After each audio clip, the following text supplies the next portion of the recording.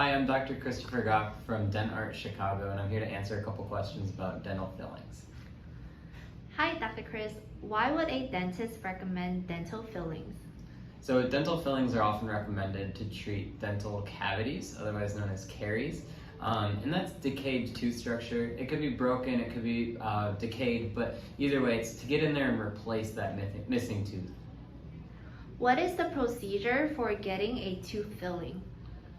So for most fillings, a typical filling, you would get numbed up. We use local anesthetic to get the tooth to sleep. Once the tooth is asleep, we would go in and we would clean out the inside of the tooth where that decayed tooth structure is. Then we would clean it with etch, we would bond it, and then we would pack it with the filling material and cure it. How are cavities fillings done between teeth? If you have a cavity between the two teeth, it's necessary to go in through the top and open up a box so that you can access that decay. Once that is all cleaned out, we can put a band around the tooth with a wedge in the spot to make space between the two teeth, and then we would fill it just like we would any other filling.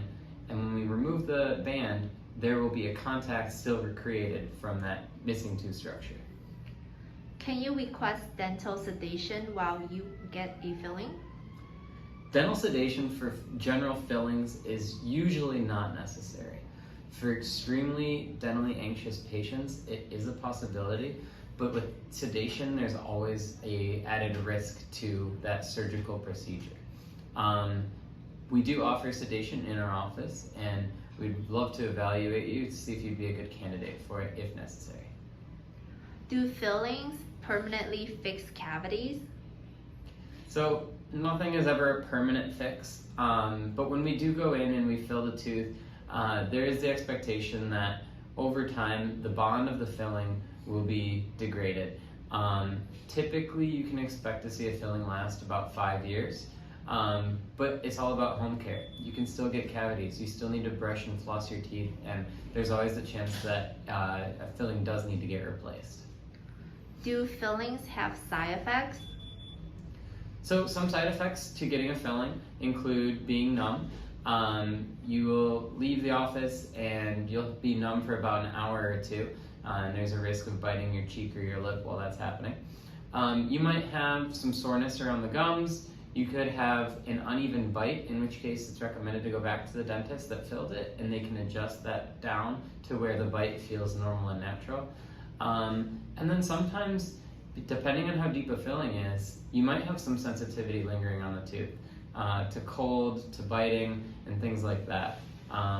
If it's severe enough, then we need to talk about getting a root canal, which is another video.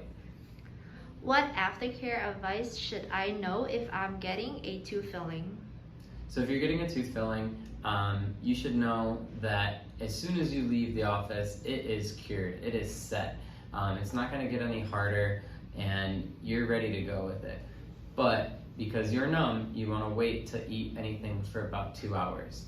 The other thing about the filling is you want to look out for that uneven bite, and you want to make sure that you're comfortable closing down on it.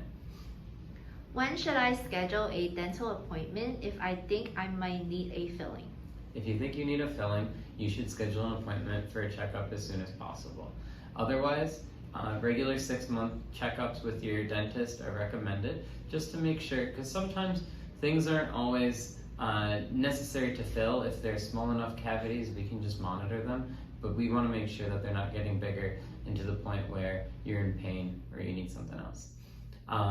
If you have any other questions, please contact our office at DentArt Chicago. We would love to meet you. We'd love to treat you. Thank you for listening.